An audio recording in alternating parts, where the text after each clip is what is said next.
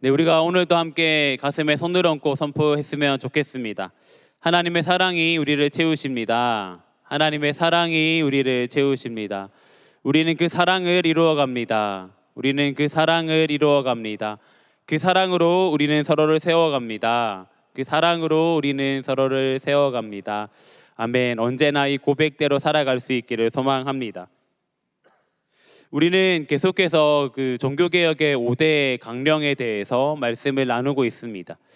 지난 시간까지 우리가 총 3번의 말씀을 나눴는데 어떤 것들이 있었는지 혹시 기억하시나요?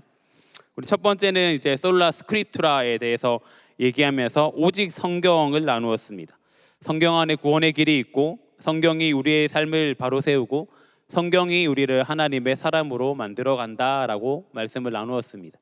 또 두 번째로 솔루스 크리스투스라고 해서 오직 예수 그리스도에 대해서도 우리가 함께 말씀을 나누면서 예수님께서 우리의 산 소망이 되시기 때문에 흔들리는 세상 가운데에서도 오직 예수님만을 붙들어야 된다라고 말씀을 나누었습니다.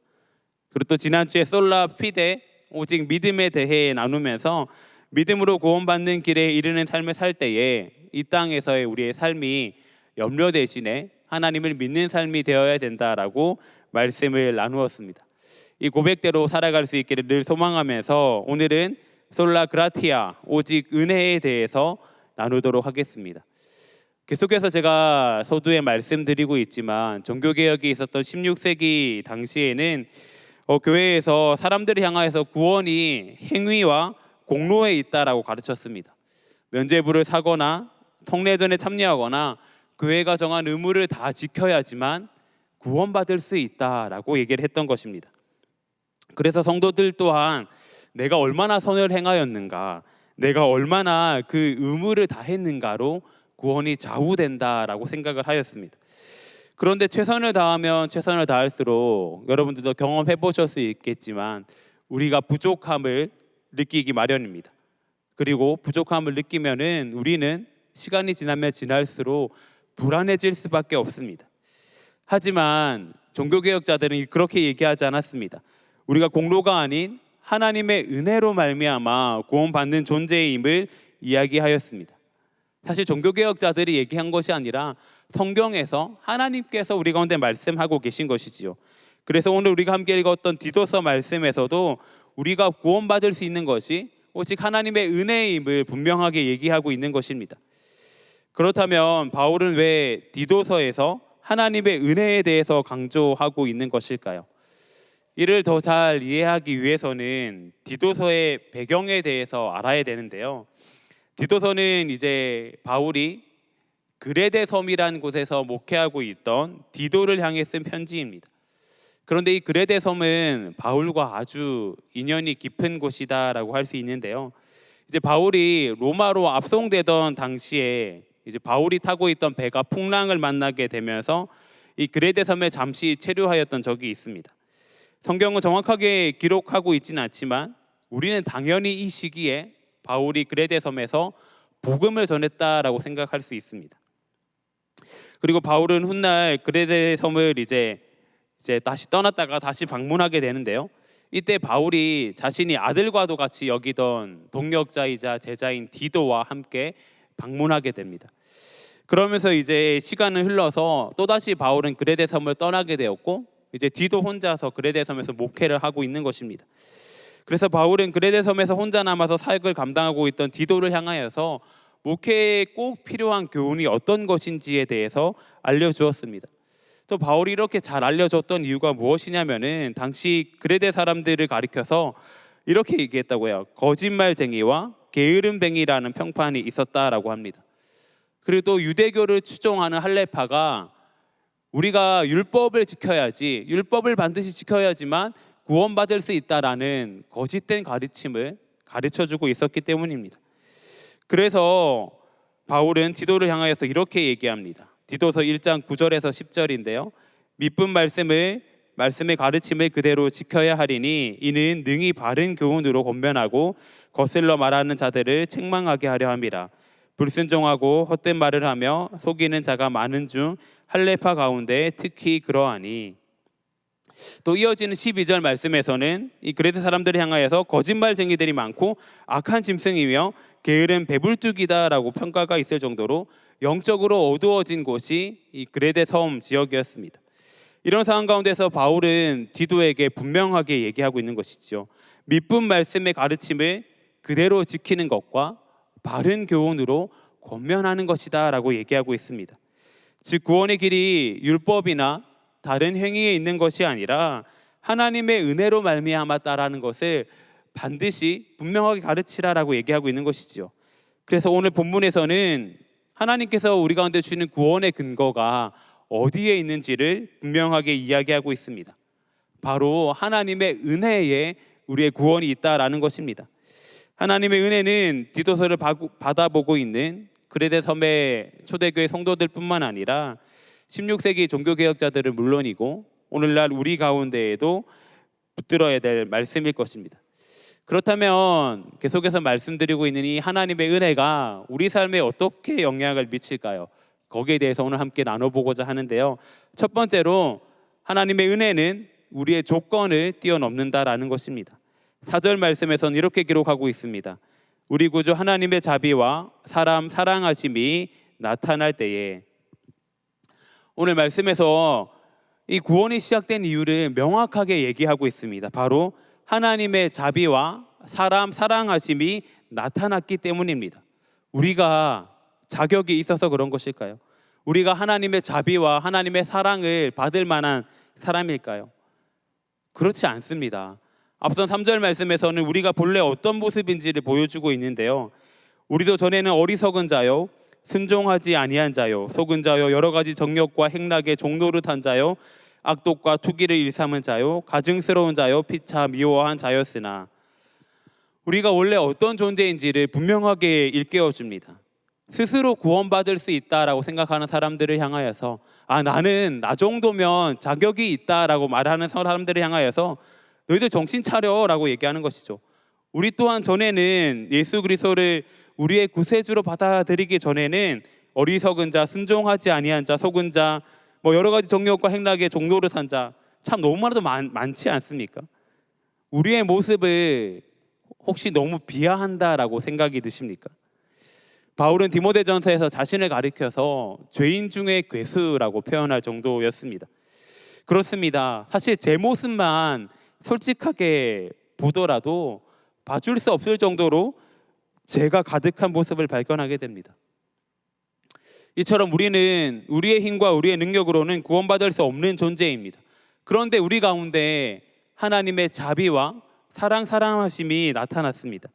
우리 4절과 5절 상반절 말씀을 다시 한번 한 목소리로 봉독해 보겠습니다. 시작. 우리 구주 하나님의 자비와 사랑하심이 나타날 때에 우리를 구원하시되. 아멘.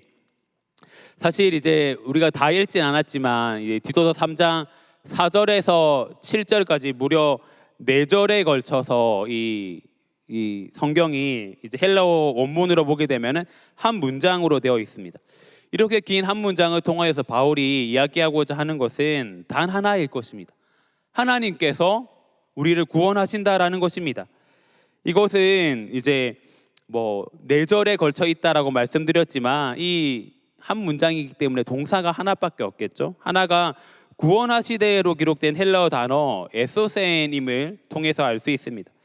이것을 우리 한국어로 잘 번역해 본다면 그분께서 우리를 구원하셨다 정도가 될 것 같은데요. 이 단어의 시제와 형태를 우리가 한번 잘 살펴볼 필요가 있습니다. 먼저 시제를 살펴본다면 구원이라는 것이 과거에 하나님께서 단번에 이루신 역사적 사건임을 알 수 있습니다. 우리가 조금씩 노력해서 구원에 다가가는 것이 아니라요, 하나님께서 완전히 전적으로 행하신 단 한 번의 사건이 구원이다라는 것입니다. 또한 형태가 능동태로 쓰였기 때문에 구원의 주체가 우리 사람이 아니라 하나님께 있다라는 것을 분명히 드러내고 있습니다. 우리는 수동적인 존재이며 하나님께서 그분의 뜻과 그분의 사랑으로 말미암아 우리를 전적으로 구원하셨다라는 것입니다. 우리 인생의 주어가 하나님이 되어야 된다라는 것을 말씀을 통해서 우리는 잘 알 수 있습니다. 즉 이 단어, 하나님께서 우리를 구원하셨다, 이 에소센이라는 단어 안에 복음의 핵심이 담겨져 있다라고 할 수 있습니다. 하나님께서 우리를 구원하셨다, 그분께서 우리를 구원하셨다라고 할 때에 여기에는 우리의 자랑이 들어갈 자리가 없습니다. 우리가 한 것이 아니라 하나님께서 하신 것이기 때문입니다. 그렇기에 우리는 언제나 구원은 전적으로 하나님의 은혜입니다를 고백할 수밖에 없습니다.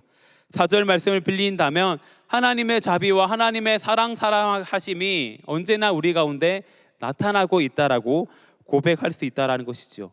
우리의 어떠한, 우리의 조건을 뛰어넘는 하나님의 사랑이다라고 할 수 있습니다. 하나님의 자비와 사랑을 로마서에서는 다음과 같이 표현하였습니다. 우리가 아직 죄인 되었을 때에 그리스도께서 우리를 위하여 죽으심으로 하나님께서 우리에 대한 자기의 사랑을 확증하셨느니라. 하나님의 자비, 하나님의 사랑이 들어간 우리를 구원하시는 단회적인 사건이 어떤 것인지를 분명하게 말씀하고 있습니다. 어떤 것인가요? 예수님께서 우리의 모든 죄를 위하여서 십자가에 죽으신 십자가 사건이다라는 것입니다. 예수님께서 우리의 모든 죄를 위해 십자가에 죽으심으로 말미암아 우리에 대한 자기의 사랑을 확증하여 주셨습니다. 그런데 로마서에서도 분명하게 기록하고 있습니다. 우리가 아직 죄인 되었을 때에, 우리가 의인이어서, 우리가 조건을 갖춰서, 우리가 어떠한 자격이 있어서가 아니라 우리가 죄인이지만, 여전히 죄인이지만 하나님께서 우리를 사랑하시고 자비하심으로 말미암아 우리를 위하여서 예수 그리스도를 보내주시고 예수님께서 십자가에 죽으심으로 말미암아 우리가 구원되었다라는 것입니다. 디도서 3장 5절 말씀에서도 기록하고 있는 것처럼 우리의 의로운 행위도 아니고 우리가 하나님 앞에서 철저히 회개했기 때문이 아니고 우리가 뭔가 사랑받을 일을 했기 때문도 아닙니다.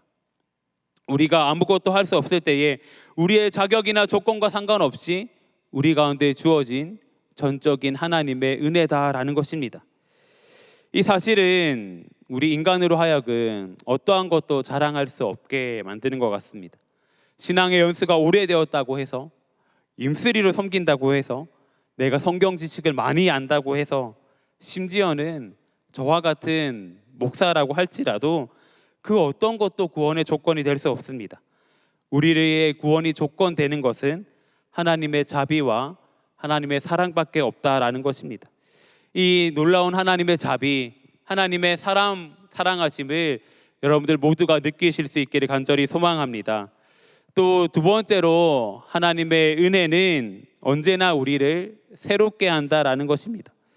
하나님의 은혜가 우리의 조건을 뛰어넘어 우리 가운데 오게 된다면 우리는 어떤 것을 경험할 수 있게 될까요? 우리의 존재가 완전히 새로워지는 것을 경험해야만 할 것입니다. 우리 디도서 3장 5절 후반절부터 6절까지 말씀을 함께 한 목소리를 봉독해 보겠습니다. 시작. 오직 그의 긍휼하심을 따라 중생의 시승과 성령의 새롭게 하심으로 하셨나니 우리 구주 예수 그리스도로 말미암아 그 성령이 부어주사. 아멘. 이어지는 말씀에서도 하나님께서 어떤 분이신지를 우리 가운데 분명히 보여주고 있습니다. 여기서 사용된 긍휼하심에 사용된 헬라어 단어 엘레오스는 단순한 동정심이나 감정적 연민이 아니라 하나님께서 고통받는 인간을 불쌍히 여기셔서 구원을 베풀어 주시는 사랑의 행위를 말한다라고 할 수 있습니다. 그래서 이 단어를 잘 해석해 보면은 손 내밀다라는 의미 또한 있습니다. 하나님의 손 내미심, 하나님의 구원이 우리 가운데 있었습니다. 그리고 하나님의 손 내미심을 잡는 우리 가운데 말씀이 기록하고 있는 것처럼 중생의 시승과 성령의 새롭게 하심이 있습니다. 이 중생의 시승과 성령의 새롭게 하심에 대해서 좀 더 나눠보고자 하는데요. 먼저는 중생의 시승입니다. 여기서 말하는 중생은 다시 태어남, 본어게인을 의미하고 있습니다. 우리는 모두 다시 태어남이 필요합니다. 이것은 요한복음 3장 말씀에서 예수님을 찾아왔던 니고데모를 향하여서 예수님께서 거듭나지 않으면 하나님 나라를 볼 수 없다라고 말씀하신 것과 연결됩니다. 그리고 시슴은 말 그대로 모욕, 세정을 뜻하는데 단순히 외적인 걸로, 외적인 물로 우리가 정결하게 되는 것이 아니라 우리의 내면이 깨끗하게 씻어지는 영적인 씻음을 이야기합니다. 영적인 정결을 이야기하는 것이죠. 과거에 지었던 죄악으로 오염으로부터 완전히 정결케 됨을 얘기하고 있는 것입니다. 즉 우리의 과거를 부분적으로 수정하거나 어떤 한 특정 부분만 깨끗하게 되는 것이 아니라 우리가 완전히 새로워진 존재가 된다라는 것이 중생의 씻음이다라고 하는 것입니다. 그리고 우리는 이 씻음을 통하여서 죄와 사망의 법에서 해방되어서 하나님 나라의 백성으로 신분 전환이 될 수 있습니다. 그리고 이 모든 것은 하나님의 자비, 사랑, 그리고 예수 그리스도로 말미암은 것입니다. 하나님의 은혜인 것입니다. 또한 우리가 예수 그리스도로 말미암아 중생의 씻음이 될 때 성령으로 우리를 새롭게 한다라고 이야기하고 있습니다. 성령님께서는 우리의 죄를 용서하시고 깨끗하게 하는데 그치지 않고 우리의 마음이라든지 지성이라든지 가치관이라든지 세계관이라든지 우리의 전인격을 새롭게 하시는 분이십니다. 이 성령의 새롭게 하심에는 진행의 의미가 담겨져 있습니다. 중생의 씻음, 예수님께서 우리를 위해서 오시고 십자가에서 우리를 위해 죄를 위해서 죽은 이 사건이 단회적인 사건이란다 하고 한다면 이 성령의 새롭게 하심은 진행이라는 것이지요. 우리의 모든 부분 가운데에서 점진적으로 하나님을 닮아가는 성장과 변화의 과정이라는 것입니다. 그렇기 때문에 우리는 우리 평생의 삶 가운데에서 성령으로 말미암아 새롭게 되는 과정을 늘 거쳐야 된다라는 것이지요. 고린도후서에서도 이것들을 잘 나타내고 있습니다. 고린도후서 4장 16절 말씀인데요. 그러므로 우리가 낙심하지 아니하노니 우리의 겉사람은 낡아지나 우리의 속사람은 날로 새로워지도다. 아멘. 우리의 속사람, 예수 그리스도를 닮아가는 모습이 날로 새로워져야 된다라는 것입니다. 예수님을 우리 평생의 삶 가운데에서 더 닮아가도록 노력해야 한다라는 것입니다. 그리고 중생의 씻음을 비롯하여서 성령으로 새롭게 되는 것에 대해서 설명하였는데, 그렇다면 과연 이것이 오늘날을 살아가는 우리 청년들에게 우리 가운데에 어떤 의미가 있을까를 제가 곰곰이 고민해 보았습니다. 이것들을 우리가 받아들이게 될 때 먼저는 우리가 더 이상 죄인이 아니다라는 사실을 우리는 알게 될 것입니다. 지난달 복음 설교에서도 계속해서 말씀을 나누었지만 우리는 죄로 말미암아 죽을 수밖에 없는 죄인이었습니다. 그런데 예수 그리스도로 말미암아 우리의 모든 죄가 사하여졌고 우리가 깨끗하게 되었습니다. 예수님으로 말미암아 우리는 하나님께 나아갈 수 있으며 더 이상 우리는 죄인이 아니라는 사실을 깨닫게 됩니다. 또한 저는 이 새롭게 하신다는 것이 저에게 크게 다가왔는데요. 우리가 예수 그리스도의 이 십자가 죽으심으로 말미암아 우리의 모든 죄가 사해졌다고 해도 죄의 유혹이 사라지는 것이 아니잖아요. 예수님으로 말미암아 새로운 존재가 되었지만 저 역시도 날마다 죄의 유혹과 싸우기도 합니다. 그리고 너무나도 쉽게 이 죄의 유혹 가운데 흔들리기도 하는 것이 사실입니다. 이처럼 우리는 계속해서 죄의 유혹과 싸워 나가야 됩니다. 때로는 죄의 유혹에 넘어질 때도 있을지 모르겠습니다. 그런데 우리가 완성된 존재가 아니라 성령님과 함께 날마다 새로워지는 존재임을 기억한다면 설령 죄의 유혹에 넘어진다 할지라도 우리 가운데 새롭게 그것들을 이겨낼 힘이 있음을, 우리가 더 하나님께 다시금 나아갈 수 있게 됨을 깨달을 수 있을 것입니다. 그리고 이렇게 매일매일 우리를 새롭게 하시는 성령님이 우리를 성장하게 할 것입니다. 원투원을 하다 보면은 목사님, 신앙생활 열심히 한다고 해도 과연 제가 성장하는지 모르겠어요. 제가 열심히 한다고 하는데 신앙의 성숙이 있는지 잘 모르겠어요 라고 하는 질문을 종종 받곤 합니다. 그럴 때마다 저는 이제 머리카락 비율을 얘기하곤 하는데요. 우리가 머리카락을 볼 때 매일 아침 거울에 서서 오늘은 1mm가 자랐군 이렇게 얘기하진 않잖아요. 다만 몇 주가 지나서 거울을 보다 보면은 문득 덥수룩하게 자란 머리, 문득 어깨선을 넘어가서 자라고 있는 머리를 발견하곤 합니다. 우리의 신앙 역시 마찬가지인 것 같습니다. 매일매일의 삶 가운데서 나의 신앙이 얼마나 성장하고 있는지 눈에 보이지는 않을 수도 있습니다. 그런 성령님께 모든 것들을 맡기고 내 삶 가운데에서 이 신앙의 훈련을 해 나간다면 어느새 성장해 있는 나의 모습을 발견할 수 있는 것입니다. 이 모든 것이 성령의 새롭게 하심으로 가능케 되는 일입니다. 이러한 것은 1955년부터 지금까지 내비게이터 선교회에서 사역하고 계시는 제리 브리지스 목사님 책을 통해서도 잘 알 수 있는데요. 이 목사님이 쓰신 책을 이제 한국어로 그대로 직역을 하면은 경건의 훈련이다라고 할 수 있는데, 우리 한국 책의 번역자분께서 이 제목을 탁월하게 번역하신 것 같습니다. 제가 이 책을 보고 앞에 걸 생각한 건 아닌데요. 책 제목이 날마다 1mm씩 자라는 믿음입니다. 이 책은 영적 성장에 대한 것을 다루고 있는데 이 책 중에 4장이 성령님에 의해서입니다. 그리고 이 장에서 이렇게 얘기하고 있습니다. 성령님이 먼저 우리 안에서 일하고 계시기 때문에 우리도 성령님의 일하신 가운데 협력할 수 있는 힘이 생긴다. 즉 성령님께서 우리 가운데 주시는 힘을 통하여서 경건의 훈련과 죄와 싸우는 것을 계속해서 우리가 참여할 수 있다라는 것입니다. 이처럼 하나님의 은혜는 성령님으로 말미암아 우리를 새롭게 합니다. 죄인에서 의인으로 우리를 바꾸셨으며 매일의 삶 가운데에서 예수님을 닮아갈 수 있도록 합니다. 우리가 은혜로 말미암아 새로워진 존재, 또 성령님으로 말미암아 여러분들의 삶이 매일매일 새롭게 됨을, 매일매일 예수님을 닮아감을 기억할 수 있기를 소망합니다.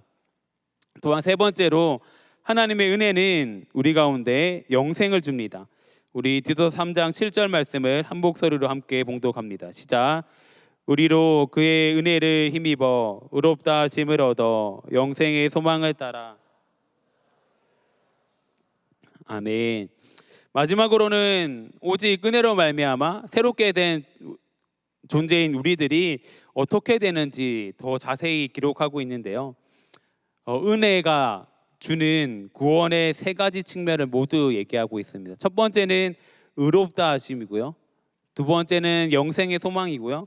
세 번째는 하나님의 상속자가 되는 것입니다. 이 세 가지를 한번 살펴볼 텐데요. 먼저 우리는 하나님의 은혜를 힘입어서 의롭다 하심을 얻었습니다.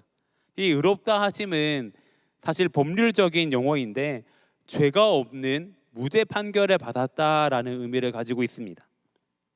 우리의 행위가 의로워서가 아니라 우리가 죄가 없어서가 아니라 오직 예수 그리스도로 완전한 의의 옷을 힘입었기 때문입니다. 그런데 오늘 말씀에서 나오는 의롭다함을 입었다는 것은 단순히 법적인 무죄 판결의 이상의 의미를 지니고 있을 것입니다. 죄인이었던 우리가 하나님의 자녀가 된 것을 가리켜서 의롭다함을 얻었다라고 칭하기 때문입니다. 이것 또한 우리의 자격이 아니라 전적인 하나님의 은혜입니다.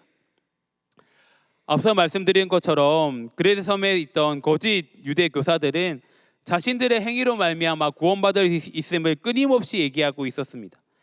그렇기 때문에 예수님의 은혜로 말미암아 받는 구원에 대해서 바울이 지속적으로 강조하고 있는 것입니다. 그리고 이 놀라운 은혜로 우리는 더 이상 죄인이 아니라 하나님 앞에서 의로운 자로 설 수 있음을 얘기하고 있는 것입니다.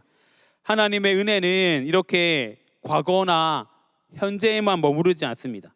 더 나아가서 두 번째로 구원이 영생의 소망을 따라 주어졌다라고 얘기하고 있습니다. 여기서 말하는 소망은 단순히 막연한 기대가 아니라 확정된 미래를 기다리는 믿음의 태도입니다. 확정된 미래를 기다리는 믿음의 태도입니다. 그리고 그 소망이 우리 가운데 있을 때 우리 가운데 영생이 있다라고 얘기하고 있습니다. 그래서 박대영 목사님께서 쓰신 디도여 교회를 부탁하오라는 책을 보면은 이 구절에 대해서 다음과 같이 해석해야 된다라고 합니다. 소망을 따라 영생의 상속자가 되게 하려 하심이라. 소망이 있을 때에 우리 가운데 영생이 있다라는 것입니다. 여기서 말하는 영생은 단순히 내가 죽지 않고 영원히 살아간다 이것을 의미하는 것은 아니겠지요. 하나님의 통치 아래에 있는 것, 하나님과의 교제 아래에 있는 것들을 이야기하고 있습니다. 그렇기 때문에 지금 이 땅에서의 영생의 삶이 시작되어서 먼 훗날 하나님과 영원한 교제 가운데 살아가는 그 시간까지 들어가기까지 이 모든 시간이 하나님과 함께 누리는 영생의 시간이 되어야 된다라는 것이지요. 이 자리 함께하고 계신 모든 분들께서 이 영생을 누릴 수 있기를 소망합니다. 또한 세 번째로 이 은혜는 우리를 하나님의 상속자로 세워갑니다. 상속자라는 표현은 가족의 일원으로 유산을 물려받을 자를 뜻합니다. 우리는 단지 죄를 용서받은 죄인일 뿐만 아니라 하나님의 은혜로 말미암아 하나님의 자녀가 되었고 하늘의 유업을 이어받을 상속자가 되었다라는 것입니다. 상속자가 된다라는 것이 어떤 것일까요? 하나님 나라의 상속자이기 때문에 하나님 나라를 물려받는 것을 의미합니다. 하나님 나라를 물려받는다라고 생각을 하니 참 기쁘고 감사한 일이지만 동시에 우리의 책임이 따르기 마련입니다. 2013년에 방영된 드라마 중에 이 상속자들이라는 드라마가 있습니다. 다들 기억하시는 것 같은데요. 이 상속자들의 이제 이 포스터를 보게 되면은 상속자들이란 이 큰 글씨 앞에 작게 이렇게 쓰여 있습니다. 왕관을 쓰려는 자, 그 무게를 견뎌라. 상속을 받기 위해서는 그 무게 또한 견딜 수 있어야 된다라는 뜻이겠지요. 근데 이 상속자들 훨씬 이전에 바울도 이를 너무 잘 알았던 것 같습니다. 로마서 8장 17절에선 이렇게 기록하고 있지요. 자녀이면 또한 상속자 곧 하나님의 상속자요 그리스도와 함께한 상속자니 우리가 그와 함께 영광을 받기 위하여 고난도 함께 받아야 할 것이니라. 여기서 바울은 우리가 단지 하나님의 자녀일 뿐만 아니라 예수 그리스도와 함께 하나님의 유산을 이어받을 상속자라고 선언합니다. 그런데 그 가운데 고난도 있다라고 얘기하고 있는 것이죠. 이것은 단순하게 그래 고난을 받아야지만 상속자로서 자격이 있어를 이야기하는 것이 아니라 우리가 하나님의 영광을 받기 위해서는 우리 가운데 고난이 찾아온다 할지라도 그것들을 충분히 이겨낼 수 있어야 된다라고 얘기하고 있는 것이죠. 사랑하는 동안의 청년 여러분, 여러분들은 하나님의 은혜로 말미암아 이미 하나님의 자녀가 되었고 그 자녀된 사람들은 하늘 유업을 물려받을 상속자들입니다. 이 땅에서 삶이 고난과 불확실함 속에 있다 할지라도 하나님의 은혜는 여러분의 신분을 바꾸셨고요. 하나님의 은혜는 우리 가운데 영원한 소망과 상속이라는 확정된 미래로 우리를 이끌어가고 계심을 신뢰할 수 있기를 소망합니다. 이제 말씀을 마무리하고자 합니다. 우리는 오늘 디도서 3장 4절에서 7절 말씀을 통하여서 복음의 가장 중심에 있는 진리, 바로 하나님의 은혜, 오직 은혜에 대해서 나누었습니다. 이 은혜를 붙들고 살아갈 수 있기를 소망합니다. 하나님의 은혜는 단순한 교리가 아닙니다. 우리의 삶을 시작하게 하였고요, 우리의 삶을 변화시키고요, 마침내 영원한 나라에 이르게 하는 살아있는 능력이다라고 할 수 있습니다. 이를 위해서 우리가 총 세 가지를 나눴는데요. 첫 번째로는 하나님의 은혜는 우리의 조건을 뛰어넘는다라는 것입니다. 이것은 예수님께서 우리를 위해 십자가에 못 박히신 과거의 사건으로 증명되었습니다. 또한 두 번째로 하나님의 은혜는 성령님으로 말미암아 날마다 우리를 새롭게 합니다. 현재의 사건입니다. 또한 세 번째로 하나님의 은혜는 우리 가운데 영생을 줍니다. 미래의 사건이다라고 할 수 있습니다. 그렇기 때문에 우리 가운데 이 하나님의 은혜를 분명히 붙들고 살아갈 때에 이 땅의 삶이 흔들리지 않을 것입니다.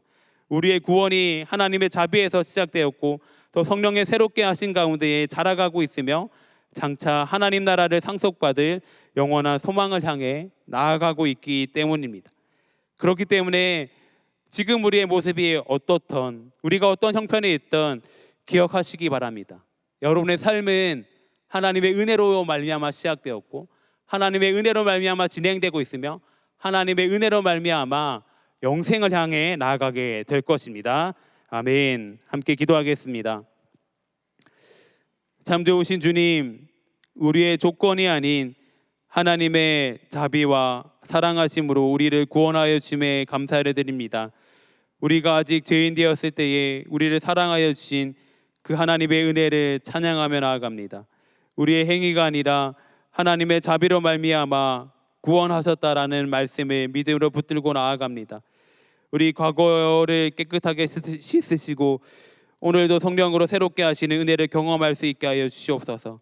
변하지 않는 삶이 아니라 성령으로 말미암아 날마다 새로워지는 삶을 살아갈 수 있게 하여 주시옵소서.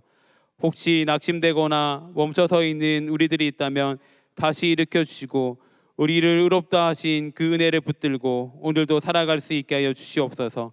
영생의 소망을 바라보며 흔들리지 않게 하시고 하나님의 상속자로 부름받은 정체성을 잊지 않고 살아갈 수 있게 하여 주시옵소서.